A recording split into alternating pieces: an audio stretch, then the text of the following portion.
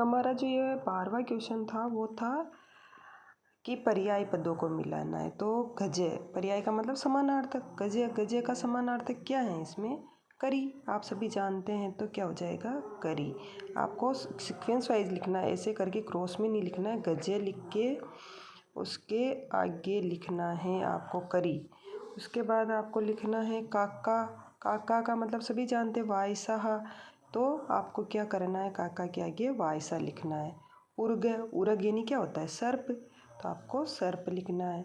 और अह का मतलब दिन, प्रतिदिनम, प्रतिदिन। अह इसका संधि विच्छेद करेंगे तो अहन, आपने सुना होगा अहन मतलब दिन, तो प्रतिदिनम। अब आगे का प्रश्न है हमारा, मंजूषाया प्रदत्ते उचित अव्यय पदे वाक्यानि पूर्यत। अव्यय पद से हमें वाक्यों की पूर्ति करनी है। अब यहाँ पर त्वम जयपुरम गमिष्यसि, तुम जयपुर जाओगे। अब कब जाओगे? आने वाले भविष्य काल के बारे में पूछा हुआ है, कब जाओगे। अब एव यानी ही, स्व यानी आने वाला कल, तो अपि यानी भी, सदा, हमेशा। तो यहाँ स्व आने वाला कल की बात हो रही, क्योंकि गमिष्यसि क्रिया से हमें पता चल रहा है, तो हम क्या पढ़ देंगे यहाँ? स्व, और पूरा वाक्य वापस रिपीट कर देंगे, त्वम स्व जयपुरम गमिष्यसि। हमारा नेक्स्ट है, सुरेश मया सह जयपुरम गमिष्यति। सुरेश मेरे साथ जयपुर जाएगा। अब सुरेश ही जाएगा सदा, ऐसे नहीं लिख, क्या आ जाएगा? सुरेश अपि भी, अपि तो यहाँ क्या आ जाएगा? सुरेश भी मेरे साथ, तो हम यहाँ क्या कर देंगे? अपि, इसमें क्या आ जाएगा? अपि, सुरेश भी मेरे साथ जयपुर जाएगा। अब नेक्स्ट है अहम, मैं यहाँ रुकूं, तो अहम एव, यहीं एव आ जाएगा इसमें, एव अत्र तिष्ठ, में यहाँ रुकूं। आगे हम देखते हैं, आगे का प्रश्न है हमारा, अधो लिखितं गद्यांशं पठित्वा एतत् आधारितं प्रश्नानाम् उत्तराणि यथा निर्देशं लिखत। मैंने इसको पढ़ना है, तो पाठ से हैं, ये तो पढ़े हुए हैं, सीन पेसेज हैं, फिर भी हम देख लेते हैं। कश्चित् कृषकः बलिवर्धाभ्यां क्षेत्रकर्षणं कुर्वन् आसीत्। कोई किसान होता है, तो बलिवर्ध कहते बेलों को, बलिवर्धाभ्याम द्वितीया हैं, तो 2 बेलों से, क्षेत्रकर्षणम खेत को जोत, कुर्वन् आसीत् रहा था। तयो बलिवर्धयो एक शरीरेण दुर्बल जवेन गंतुम अशक्तश्च आसीत्। तयो बलिवर्धयो, जो 2 बेल थे उनमें से एक शरीरेण, शरीर से दुर्बल भी था, जवेन गंतुम, तेज गति से चलने में, अशक्त, असमर्थ आसीत था। अतः कृषक, फिर भी वह किसान जो है, तम दुर्बलम वृषभम, उस दुर्बल वृषभ को, उस दुर्बल बेल को, तोदनेन नुद्यमान वर्तत, उसको कष्ट दे करके परेशान कर रहा था। स वृषभ, वह जो वृषभ है, वह हलम उड्वा गंतुम असक्त, वह हल को ढो करके, क्योंकि बेलों के ऊपर हल ढोया जाता है, फिर ही तो खेत को जोता जाता है, तो हल को ढो करके चलने में अशक्त, असमर्थ था, और क्षेत्रे पपात, खेत में गिर गया। फिर क्या हुआ? क्रुद्ध कृषि वलय, और क्रोधित वो जो किसान था, उसने तम उत्थापितुम, उसे उठाने के लिए, बहुवारम, बहुत बार, यत्नम अकरोत्, प्रयास किया, तथापि वृष न उठी, तो फिर भी वह वृषभ, वह जो बेल है, वो नहीं उठा। अब प्रश्न पूछ रहा है इसमें से, एक पद वाले देने, एक पद में देना आपको। कृषक काभ्याम क्षेत्रकर्षणम कुर्वन् आसीत्, किससे बेलों को जोत रहा था? तो हमारे पहली लाइन में बलिवर्धाभ्याम, काभ्याम में सीधा सीधा द्विवचन में तृतीया पूछा है, तो हम आंसर लिख देंगे बलिवर्धाभ्याम। हमारा आगे का प्रश्न है, क्रुद्ध कृषक कम उत्थापितुम यत्नम अकरोत्, क्रोधित किसान ने किसको उठाने का प्रयास किया? आप बार बार क्या गलती कर रहे हैं कि जो वो क्रोधित किसान था, तम उत्थापितुम, आप बार बार तम उत्थापितुम लिख रहे हो, जो गलत हैं, क्योंकि तम उसको नहीं लिखना, हमें लिखना है दुर्बलम वृषभम। हम बार बार इसी, क्योंकि यह एक बार आ गया दुर्लभम वृषभम, तो उसके लिए बार बार आ रहा है कि तम स वृषभ, इस तरीके से। तो हम यहाँ आंसर हो जाएगा, ये लिखा हुआ है दुर्बल है, दुर्बलम वृषभम। किसको कम पूछा है तो दुर्बलम वृषभम। तो दुर्बल वृषभ को उठाने का बार बार प्रयास कर रहा था। आगे का प्रश्न है पूर्ण वाक्येन उत्तरत्। पूर्ण वाक्य में हमें उत्तर लिखना है। बलिवर्धयो एकाकीदृश आसीत्, पूरे वाक्य में लिखना है। अब हमें तयो को छोड़ करके लाइन सीधी मिल रही है। बलिवर्धयो एकः शरीरेण दुर्बल जवेन गंतुम अशक्तश्च आसीत्, यहाँ तक लिखना ही है। ये हमें इसका सीधा मिल ही रहा है। आगे का प्रश्न है हमारा, कृषक कम तोदने नुद्यमान वर्तते। अब यहाँ आया कृषक तम, तम को हमें हटा देना है। कृषक दुर्बलम वृषभम तोदनेन नुद्यमान अवर्तते। फिर भी तम भी लिख देते हो तो भी सही हो जाता है। तो ये इसीलिए दोनों तो सीधा सीधा मिल रहा है, तो आपको आ जाना चाहिए। आगे देखते हैं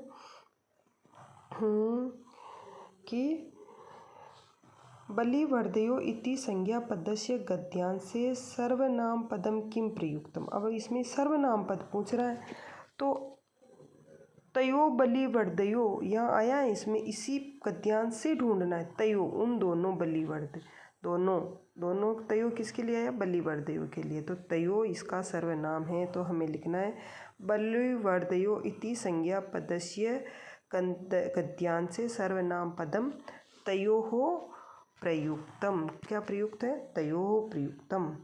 आगे का प्रश्न है हमारा, गद्यांशे पपात इति क्रियाया कर्तृपदम किम। पपात गिर गया, इसका कर्ता कौन गिरा था, तो वृषभ। कौन गिरा था, वृषभ। तो इसका हम क्या लिख देंगे, वृषभ है। आंसर लिखेंगे हम, गद्यांशे पपात इति क्रियाया कर्तृपदम वृषभ अस्ति। ठीक है। आगे का हमारा प्रश्न है 15वें नंबर का, अधोलिखितम श्लोकम पठित्वा निम्न प्रश्नानाम उत्तराणि लिखते। नीचे वाले श्लोक को पढ़ करके हमें जो है प्रश्नों के उत्तर देने। तो हमारा श्लोक है, हरित तरुणाम ललित लतानाम माला रमणीया कुसुमावली समीर चालिता श्यान में वर्णीया नव मालिका रसालम मिलिता रुचिरम संगमनम। तो इसका अर्थ आप पहले ही सूची पर्यावरण वाले पाठ का है। इसमें है कवि कहाँ लौटना चाहता है, प्रकृति की ओर लौटना चाहता है। कवि कह रहा है कि हरित तरुणाम, हरे भरे जो वृक्ष हैं, ललित लताएं हैं, सुंदर लताएं हैं, माला रमणीया, उनकी ऐसी मनोरम माला लग रही है। माला बहुत रमणीय लग रही है, माला का मतलब उनकी पंक्ति बहुत मनोरम लग रही है। कुसुमावली समीर चालिता श्यान में वर्णीया, कुसुमावली फूलों की जो पंक्तियां हैं वो समीर चालिता, समीर किसको कहते हैं, हवा को, हवा के द्वारा हिलाई जाती हुई मेरे द्वारा वर्ण की जानी चाहिए, मुझे देखनी है, मुझे उनमें रहना है। नव मालिका, और नवीन जो मालिका है, नवीन माला है किसकी, रसालम, जो लताएं नवीन, वो रसालम मिलिता, वो किसके साथ मिल कर के, रसालम मिलिता, रसाल कहते हैं आम के पेड़ को, उससे मिल कर के उनका संगम कैसा हो रहा है, बहुत सुंदर हो रहा है। ये इसका अर्थ है। तो हम आगे प्रश्न देखते हैं, हरित तरुणाम माला की दृषि। तो इसमें आया है हरित तरुणाम माला रमणीया। तो कैसी है, एक पद में लिखना है, हमें लिखना है रमणीया, जो इसमें लिखा हुआ भी है।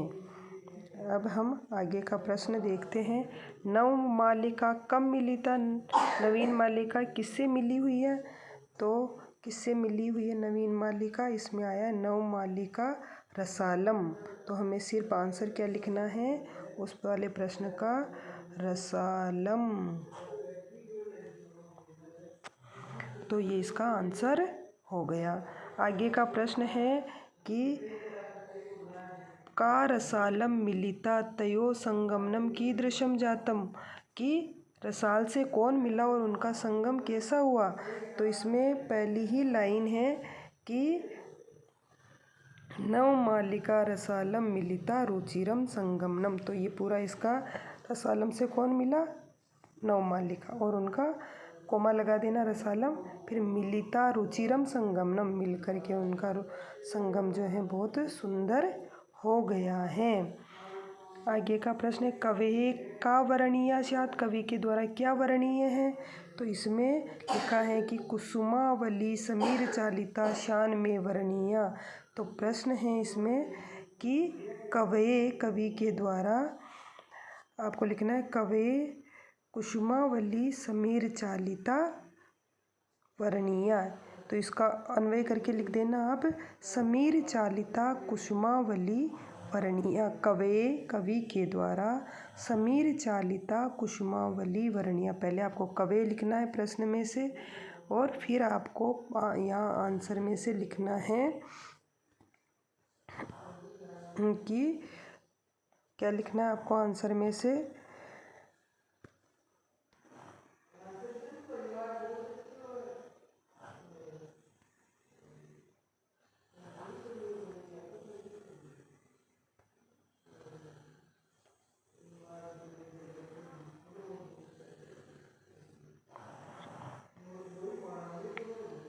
कि कवये समीर चालिता कुसुमावली वर्णीय। अब आगे का प्रश्न है हमारा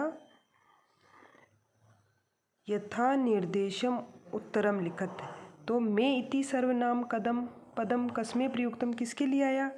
मैं वर्णीय कवि पहले आ रहा है, वो उसमें हमने पहले भी पूछ लिया, प्रश्न भी पूछ लिया। तो यहाँ लिखेंगे मैं इति सर्वनाम पदम। आपको चतुर्थी नहीं आती तो अभी यहाँ लिखी हुई है कवये, तो आप लिख सकते हैं कवये। आंसर हो जाएगा इसका मैं इति सर्वनाम पदम कवये प्रयुक्तम, कवि के लिए। इसको आप अंडरलाइन करके दिखाना है आंसर को हमेशा। आगे देखना है माला इति अस्य विशेष्य पदम किम, इसका विशेष्य पद क्या है। माला इति अस्य विशेष्य पदम, यहाँ गलत पूछ लिया कि माला कैसी है, इसका विशेषण पूछना चाहिए। तो यहाँ विशेषण हो जाएगा रमणीय। इसका विशेषण क्या हो गया, माला का विशेषण हो गया यहाँ रमणीय। तो आपको विशेषण लिखना था, प्रश्न थोड़ा गलत प्रिंट हो गया है।